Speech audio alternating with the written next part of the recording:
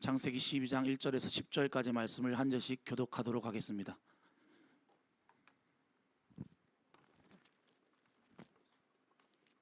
제가 먼저 1절 말씀을 읽겠습니다. 여호와께서 아브라함에게 이르시되 너는 너의 고향과 친척과 아버지의 집을 떠나 내가 내게 보여줄 땅으로 가라.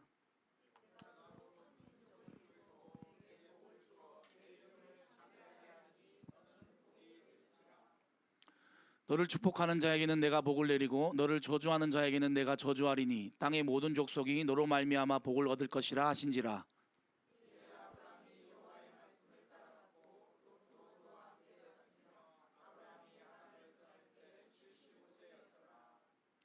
아브라함이 그의 아내 사레와 조카 롯과 하란에서 모은 모든 소유와 얻은 사람들을 이끌고 가나안 땅으로 가려고 떠나서 마침내 가나안 땅에 들어갔더라.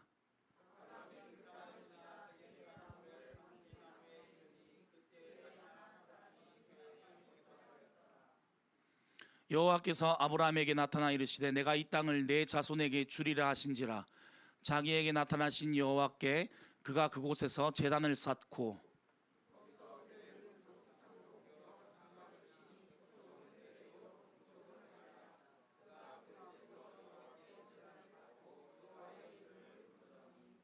점점 남방으로 옮겨갔더라.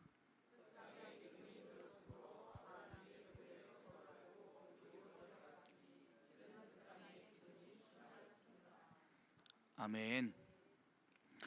아브라함은 하나님의 약속에 따라 움직인 한 사람입니다. 고향과 친척, 그 삶의 자리를 옮기는 것은 거의 자신의 목숨을 내어놓고 하는 모험과 또 도박과도 같은 일이었습니다. 그러나 아브라함은 하나님의 말씀을 따라갔습니다. 갈 바를 알지도 못하고 갔지만 하나님의 말씀을 따라 계속해서 걷다 보니 약속의 땅인 가나안 땅에도 도착했습니다. 거기서 하나님께 부르짖어서 예배를 드렸습니다. 그러나 그 땅에도 기근이 찾아오게 되었습니다. 성도인 우리가 하나님의 약속의 말씀을 따라서 한 걸음 한 걸음 걸어가지만 참으로 너무나도 안타깝게도 기근과 같은 인생의 문제가 발생하게 됩니다. 그리고 그 문제를 해결하려고 하지만 잘 되지 못할 때가 많이 있습니다. 그리고 하나님께서 허락해 주신 그 축복의 말씀도 내 힘으로 해결하려고 하다가 오히려 내 힘으로 이루려고 하다가 오히려 많은 문제가 생길 때가 있습니다. 창세기 16장에서는 하나님께서 아브라함에게 축복의 말씀을 하셨음에도 불구하고 자신의 방법으로 아들을 낳으려고 하는 모습을 아브라함과 사라의 모습 속에서 찾아볼 수 있게 됩니다. 창세기 16장 1절에서 3절 말씀입니다. 아브라함의 아내 사레는 출산하지 못하였고 그에게 한 여종이 있으니 애굽 사람이요 이름은 하갈이라. 사레가 아브라함에게 이르되 여호와께서 내 출산을 허락하지 아니하셨으니 원하건대 내 여종에게 들어가라. 내가 혹 그로 말미암아 자녀를 얻을까 하노라 하매 아브라함이 사레의 말을 들으니라. 아브라함의 아내 사레가 그 여종 애굽 사람 하갈을 데려다가 그 남편 아브라함에게 첩으로 준 때는 아브라함이 가나안 땅에 거주한 지 10년 후였더라. 또 창세기 16장 15절과 16절은 이렇게 말합니다. 하갈이 아브라함의 아들을 낳음에 아브라함이 하갈이 낳은 그 아들을 이름하여 이스마엘이라 하였더라. 하갈이 아브라함에게 이스마엘을 낳았을 때에 아브라함이 86세였더라. 아브라함이 이스마엘을 낳았을 때의 나이 86세 때부터 그가 99세 때까지 약 13년 동안 하나님께서는 아브라함에게 아무런 말씀을 하지 않으십니다. 그러니까 이런 말씀을 비추어서 봤을 때 아브라함은 믿음으로 하나님의 약속의 말씀을 행했던 것이 아니라 자기의 방법대로 또 자기의 힘대로 무엇이든지 해내기를 원했던 한 사람으로서 성경에 등장한 한 인물이다라는 사실을 우리가 잘 알 수 있습니다. 하나님의 약속이지만 그것마저도 자신의 힘으로 애를 쓰려고 했던 한 사람, 아니 어쩌면 믿음이 없어서 하나님 여기까지입니다 라며 자신의 한계를 여실히 하나님 앞에 드러내놓고 나는 할 수 없어요, 나는 아무것도 아니에요, 하나님 나 좀 봐주세요, 이런 모습을 드러내었던 한 사람이라는 사실도 우리가 꼭 발견할 수 있습니다. 창세기 17장 17절과 18절은 이런 말이 있습니다. 아브라함이 엎드려 웃으며 마음속으로 이르되 100세 된 사람이 어찌 자식을 낳을까? 사라는 90세니 어찌 출산하리요 하고 아브라함이 이에 하나님께 아뢰되 이스마엘이나 하나님 앞에 살기를 원하나이다. 하나님이 드디어 아브라함 99세 때 13년 만에 침묵하시다가 찾아와 주셔서 내년에 너 아들 낳는다. 그리고 네가 낳았던, 네 힘으로 낳았던 그 이스마엘 아니고 내가 주려고 하는 이 이삭이 나의 약속의 자녀다. 이렇게 약속을 해주셨습니다. 그럼에도 불구하고 아브라함은 하나님의 약속을 여전히 믿지 못하는 모습을 여실히 보여줍니다. 나는 믿음이 없어도 하나님은 하실 수 있으니 하나님 뜻대로 되기를 원합니다 하는 겉으로 드러나는 경건의 모양조차도 찾아볼 수 없었던 아브라함의 모습입니다. 그런데도 그는 그 하나님의 말씀을 따라 또다시 할례를 행합니다. 여기서 믿음이 없어도 순종을 할 수 있다는 사실을 우리가 알 수 있습니다. 아브라함이 믿음이 있어서 또 할례를 행했을까요? 제가 보기에는 믿음이 여전히 없는데도 하나님께서 또 약속하시니 저는 시키는 대로만 하겠습니다, 이런 모습을 가지고 속마음 없는, 속에 진실된 믿음이 없는 순종을 했다라고 생각할 수 있습니다. 창세기 20장을 한번 보십시오. 자기 아내 사라를 누이라고 속이는 장면이 나옵니다. 창세기 20장 1절에서 3절 말씀입니다. 아브라함이 거기서 네게부 땅으로 옮겨가 가데스와 술 사이 그랄에 거류하며 그의 아내 사라를 자기 누이라 하였으므로 그랄 왕 아비멜렉이 사람을 보내어 사라를 데려갔더니 그 밤에 하나님이 아비멜렉에게 현몽하시고 그에게 이르시되 내가 데려간 이 여인으로 말미암아 내가 죽으리니 그는 남편이 있는 여자임이라. 분명히 하나님께서 약속을 아브라함 자신과 자신의 아내인 사라에게 했고 이제는 아들을 낳을 준비를 해야 하는데도 자기 목숨이 위태로워질까 봐 눈치를 살피고 자기 아내를 누이라고 속입니다. 그리고 아내를 그랄 왕 아비멜렉에게 바칩니다. 이것이 과연 믿음이 있는 사람의 모습입니까? 아브라함은 믿음 없이 하나님의 약속을 향해 전진했던 한 사람입니다. 문제가 생기면 자기 노력대로, 자기 방법대로 풀려고 했고 자기가 한계가 있음을 인정하고 하나님이 포기하라고 했던 사람이 바로 아브라함입니다. 하나님의 약속은 절대로 이런 저에게 이루어질 수 없습니다. 그러니까 하나님이 약속 포기하시죠. 이렇게 이야기를 했던 사람이 바로 아브라함인 것이죠. 아브라함이 행동했던 것을 보면 하나님께 이렇게 따지고 항변한 사람이라는 사실을 우리가 보기 쉽게 알 수 있다는 말입니다. 아브라함은 과연 자기의 길을 걸었던 사람입니다.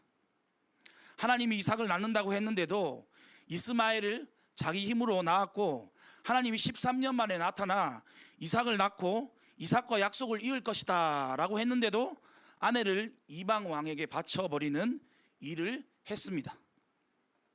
그런데 이랬던 그가 믿음이라고는 눈꽃만큼도 찾아볼 수 없었던 이 아브라함에게 어떻게 그 말도 많고 탈도 많았던 약속의 자녀인 이삭을 모리아 산에서 바치게 되었을까요?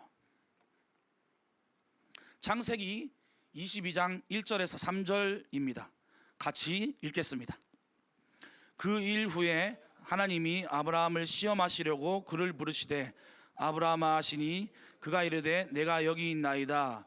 여호와께서 이르시되 내 아들 내 사랑하는 독자 이삭을 데리고 모리아 땅으로 가서 내가 내게 일러준 한 산 거기서 그를 번제로 드리라. 아브라함이 아침에 일찍 일어나 나귀의 안장을 지우고 두 종과 그의 아들 이삭을 데리고 번제에 쓸 나무를 쪼개어 가지고 떠나 하나님이 자기에게 일러주신 곳으로 가더니, 아브라함은 하나님의 말씀을 듣고 바로 다음 날 아침 일찍 순종의 자리로 올라갑니다. 아브라함은 축복을 많이 해줄 것이라고 했을 때는 믿지 않다가 축복을 다 받고 난 다음 그 축복을 다 나에게 돌려다오라고 말씀하셨을 때 왜 이렇게 자신감 있게 말씀에 즉각적으로 반응할 수 있었겠습니까? 히브리서 11장 17절과 19절은 이렇게 말합니다. 아브라함은 시험을 받을 때에 믿음으로 이삭을 드렸으니 그는 약속들을 받은 자로 돼 그 외아들을 드렸느니라. 그에게 이미 말씀하시기를 내 자손이라 칭할 자는 이삭으로 말미암으리라 하셨으니 그가 하나님이 능히 이삭을 죽은 자 가운데서 다시 살리실 줄로 생각한지라. 비유컨대 그를 죽은 자 가운데서 도로 받은 것이니라. 하나님의 약속이 있었던 이삭인데 왜 이렇게 쉽게 보이는 것처럼 아브라함은 행할 수가 있었을까요? 아브라함은 분명히 이제껏 자신을 인도하신 하나님을 알고 경험하게 되면서 믿음이라는 것이 점점 생겨나기 시작한 것입니다. 이삭이 생겨난 것도 하나님이 자기에게 아무것도 없었을 때 자기 자신에게 생겨나게 했고, 이삭을 낳게 하기 위해서 아비멜렉에게 말씀하셔서 사라의 생명까지도 살려내게 하셨다. 이 사실을 통해서 그는 하나님께서 진짜 약속을 했으면 지키시는 분이시구나, 그것도 가장 완전하고 완벽하게 전능한 그 창조주의 능력으로 지키는 분이시구나를 깨닫게 된 것입니다. 이 깨달음에서 그가 믿음이 점점점 더 생겨난 것이죠. 내가 내 힘으로 낳게 된 이스마엘도 아니라 하나님이 약속해서 낳게 된 이삭을 통해서 나에게 약속했던 그 수많은 일들도 나타나게 하시는구나, 이렇게 깨닫게 된 것이죠. 하나님이 약속했으면 그 약속의 주인공인 이삭도 다시 살리실 것이라는 믿음이 생겨나기 시작한 것입니다. 그리고 이삭을 바치는 것 대신 수장을 바치고 여호와 이레라고 이름을 불렀을 때도 이런 믿음이 생겨난 것입니다. 창세기 15장 1절의 믿음이 생겨난 것이죠. 같이 읽겠습니다. 이후에 여호와의 말씀이 환상 중에 아브라함에게 임하여 이르시되 아브라함아 두려워하지 말라. 나는 내 방패요 너의 지극히 큰 상급이니라. 하나님께서, 하나님 자신이 아브라함의 지극히 큰 상급이라는 사실입니다. 이삭이 자신의 상급이 아니라 하나님이 자기의 지극히 큰 상급이라는 사실을 믿는 믿음이 아브라함에게 배양되기 시작했습니다.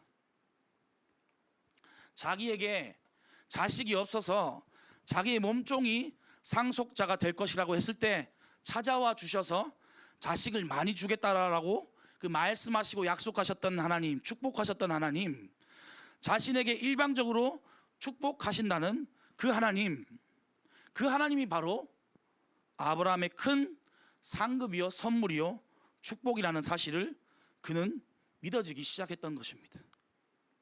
하나님은 이삭이 없더라도, 약속의 자녀, 약속의 주인공이었던 이삭이 없더라도 하나님 자신의 전능함을 믿고 그 약속을 또 충분히 이룰 수 있는 분이시다라는 그 믿음까지도, 믿음의 경지에까지도 이르게 된 아브라함을 보시고는 하나님께서 이삭 대신에 수장을 바치게 하셨습니다. 그리고 하나님께서 아브라함의 경외하는 믿음을 보시고 이제야 안심하셨습니다. 하나님의 목적과 의지가 달성되는 순간이었기 때문입니다. 하나님은 우리가 약속대로 행하지만 연약하고 우리만의 방식대로 하는 것을 전부 다 알고 계십니다. 그리고 가장 중요한 하나님의 축복, 그 하나님의 약속도 어떻게 대할지도 잘 알고 계십니다. 그래서 하나님께서는 하나님을 믿는 그 믿음 한 자락을 보시고 우리에게 말씀하시는 분이십니다. 일어나서 내게 있는 그 믿음을 나에게 보여다오. 너와의 약속은 내가 끝까지 지키마.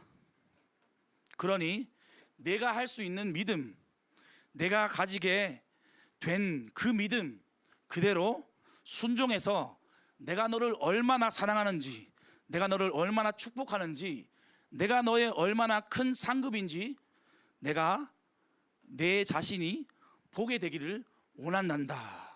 이렇게 말씀하시는 하나님의 약속의 음성이 들려지는 오늘의 귀한 밤 되시기를 예수님의 이름으로 간절히 축복합니다.